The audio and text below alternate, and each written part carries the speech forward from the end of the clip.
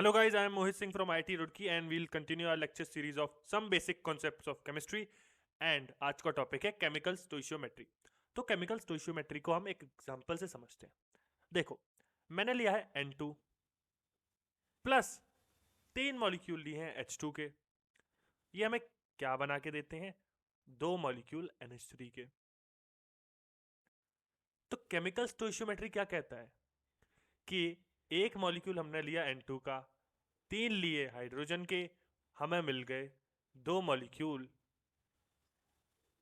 Ammonia के।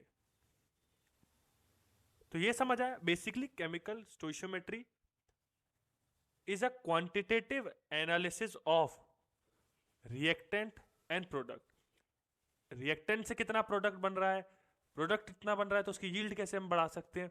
तो ये सब स्टोइशियोमेट्री में काम आता है। ठीक है, अब N2 के आगे 1 लिखा है, H2 के आगे 3 लिखा है, तो इन्हें बोलते हैं स्टोइशियोमेट्रिक कोफिशिएंट। स्टोइशियोमेट्रिक कोएफिशिएंट्स।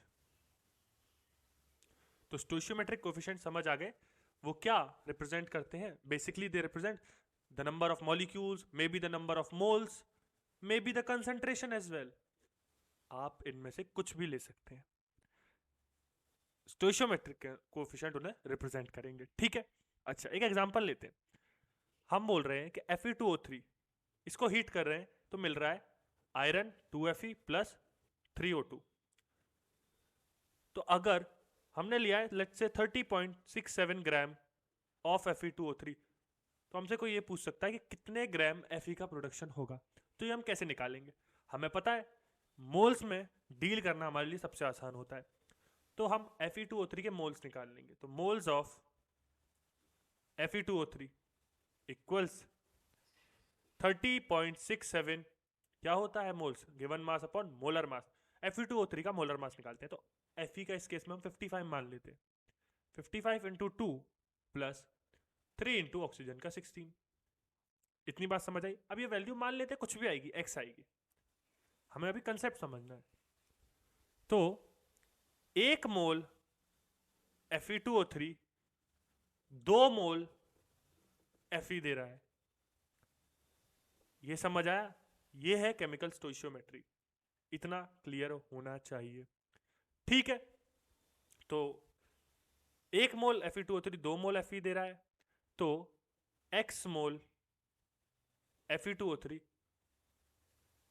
कितने Fe के मोल देगा? बताओ। यस, बिल्कुल सही, 2x। अरे भाई, 1 मोल Fe2O3 2 दे रहा है, तो x मोल कितना देगा? 2x। और x की वैल्यू क्या है? 2 into 30.67 upon 55 into 2 plus 3 into 16। इतनी बात आपको क्लियर होनी चाहिए। ठीक है, तो ये है बेसिकली केमिकल स्टोइशियोमेट्री। अब आप लोग सोच रहे होंगे इस एग्जांपल से समझा के बताओ।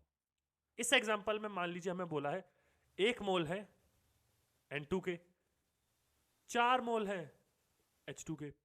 इस केस में जब 2 रिएक्टेंट हो तो हमें डिसाइड करना पड़ता है कि कौन सा रिएक्टेंट डिसाइडिंग फैक्टर है कि प्रोडक्ट कितना बनेगा। तो वो डिसाइडिंग फैक्टर क्या होता है? उसे बोलते हैं लिमिटिंग रिएजेंट। लिमिटिंग रिएजेंट, और हम इसे आने वाली वीडियो में बहुत डेप्थ में पढ़ेंगे। लिमिटिंग रिएजेंट एक बेसिक आइडिया दे देता हूँ। बेसिकली लिमिटिंग रिएजेंट वो होता है जो रिएक्शन में खत्म हो जाता है। लिमिटिंग रिएजेंट वो है जो खत्म हो जाता है। अगर वो खत्म हो रहा है, दूसरा बच रहा है, तो डेफिनेट सी बात है जो खत्म हो रहा है वही डिसाइड करेगा कि प्रोडक्ट कितना बनेगा, क्योंकि वो तो सारा कंज्यूम हो गया ना। होपफुली आपको समझ आया होगा। तो अब प्रिडिक्ट कैसे करते हैं कि लिमिटिंग रिएजेंट कौन सा होगा, वो हम सीखेंगे आने वाली वीडियोस में। तो होपफुली आपको केमिकल स्टोइशियोमेट्री समझ आया होगा, एंड आई होप आपको ये लेक्चर सीरीज पूरी समझ आ रही होगी अभी तक। So I will see you in the next one. Till then take care, bye bye.